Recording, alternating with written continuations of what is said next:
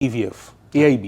Absolutely. They have a very stringent, very strict production line. Absolutely. এটা হচ্ছে difference. এর মানে কোনোটাই খারাপ নয়, তারা যেটা করছে সেটাও করছে, আমরা যেটা করছি আমরাও করছি। দুটো প্রোডাকশন ইউনিট আলাদা, প্রোডাকশন মানে কি বলবো, ফিলোসফি আলাদা। ফিলোসফিটা আলাদা, এক্স্যাক্টলি। সো যখন আপনার প্রফেশন যে খাবারের রিভিউ করা, তার মধ্যে একটা ক্রিটিক্যাল অ্যানালিসিস থাকে সব কিছুতেই, আমি দেখেছি যে গোটা ভিডিও আপনার আমি দেখি খানিকটা এরকম হয়েছে যে আপনি কোনো একদিন ছুটি নিয়েছেন, ফ্যামিলির সঙ্গে বসে ডিনার বা লাঞ্চ কিছু একটা করছেন, আপনারই হয়তো আত্মীয় কেউ কিছু একটা বানিয়েছে, ফর এক্সাম্পল মাংস কষা, ওখানেও কি আপনি অ্যানালিসিস করেন? মানে ওটা হয় না না মানে দেখুন, আমরা যখন কোনো নিমন্ত্রণ বাড়িতে যাই, বিয়ে বাড়ি, অনেক সময় হয় সামনে ক্যাটারার ভদ্রলোককে দাঁড় করানো হলো কাঁচুমাচু, তিনি দাঁড়িয়ে আছেন, ইনি একটা ফুড ব্লগিং চ্যানেল চালান, আপনি বলুন খাবার কেমন, আপনার কথাই শেষ কথা। আরে হোয়াট ইজ দিস? কেউ জ্ঞানত খারাপ খাবার বানায় না। জ্ঞানত পৃথিবীর কোনো ব্যবসায়ী, কোনো রেস্টুরেন্ট, কোনো স্ট্রিট ফুড ভেন্ডার খারাপ খাবার বানান না।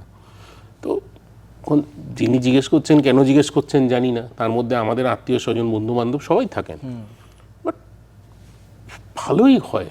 আনলেস আর আনটিল, আবার বলছি, মাছ কেন পচে গেছে তার কোনো উত্তর নেই, দ্যাট ইজ আ প্রবলেম। কিন্তু মাছে কেন ঝাল কম হয়েছে, that is not a problem. তিনি তার মতো করে বানিয়েছেন। That's true. রাইট নাও আমরা দেখছি blogging industry in India, irrespective of any field, মানে শুধু ফুড ব্লগিংই বলবো না, ইট হ্যাজ এক্সপ্লোডেড।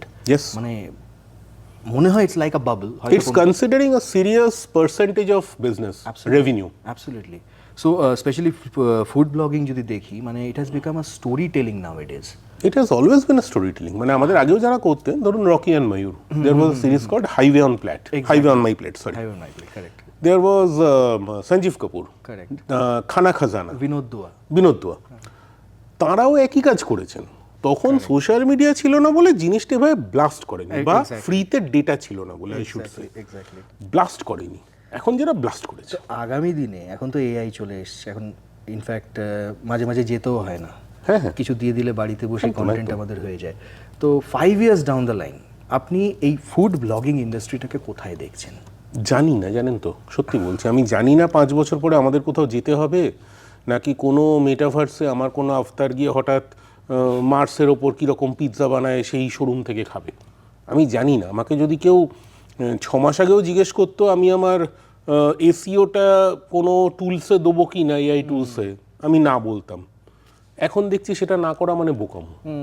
ফলে সত্যি যদি জিজ্ঞেস করেন 5 বছর পরের পৃথিবীটা আমরা জানি না। 5 বছর আগে আমি জানতাম না কি হবে, এখন তো বলা সম্ভবই না।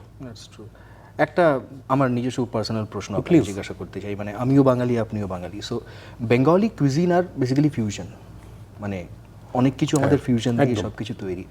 So as a food blogger, যেখানে আপনি আপনার একটা বক্তব্য রাখছেন, how difficult it is to research about a cuisine which is absolutely a fusion, যেখানে একটা কোনো ইয়ে নেই, চারিদিক থেকে এসেছে, এখান থেকে ইন্সপায়ার হয়েছে, সেখান থেকে ইন্সপায়ার হয়েছে, আর বাঙালিরা যারা মানে খেতে খুব পছন্দ করে, তাদের জন্য কন্টেন্ট বানানো আর একটা খাবারের রিভিউ দেওয়া কতটা চ্যালেঞ্জিং?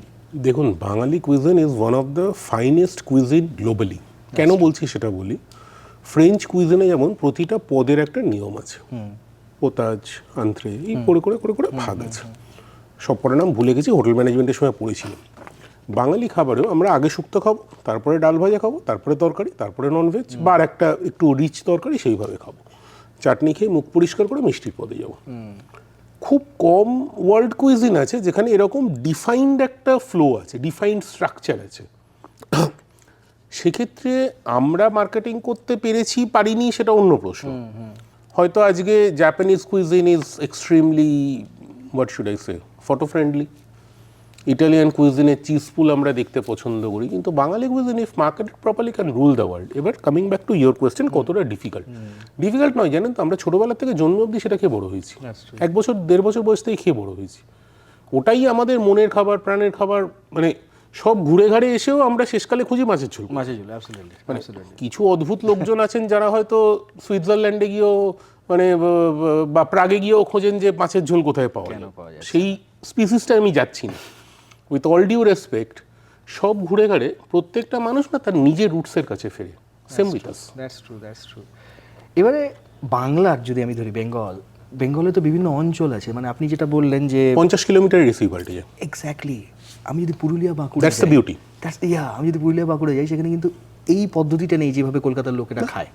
তো ফুডকা অ্যাজ এ চ্যানেল, মানে আপনি চ্যানেলটাকে যেহেতু চালান, ম্যানেজ করেন, কমেন্টসও আপনি পান, ফিডব্যাকও পান। কলকাতার লোকের একটা আলাদা ফিডব্যাক হবে আর বাংলার লোকের একটা আলাদা ফিডব্যাক হবে। So Kolkata and non Kolkata exactly দুটো সম্পূর্ণ কি আলাদা। করে এটাকে সেগ্রিগেট করেন? করি না, করেন না? It's a public platform. তাঁরা বলছেন, আমাদের কাজ শুনে আমাদের যেটুকু বোধবুদ্ধি হয় সেই কাজটা করা। সব কিছু শুনলে তো খুব মুশকিল, বা সব কিছু তাদের মতের সঙ্গে আমাদের নাও মিলতে পারে। মানে ধরুন আমার বাচ্চা, কেউ বলতে পারে খুব দুরন্ত, কেউ বলতে পারে ভীষণ স্পোর্টি, কেউ বলতে পারে ভয়ঙ্কর বাঁদর। সে কোনটা বাচ্চার বা আমাকেই দেখতে হবে। It's the same thing. Fantastic. Thank you so much, Indrajit. Thank you. Pleasure. So much. Thank you. Well, that was Mr. Indrajit Lahiri. For such content, keep watching the Heritage Pod. This is Shubhrajit signing off.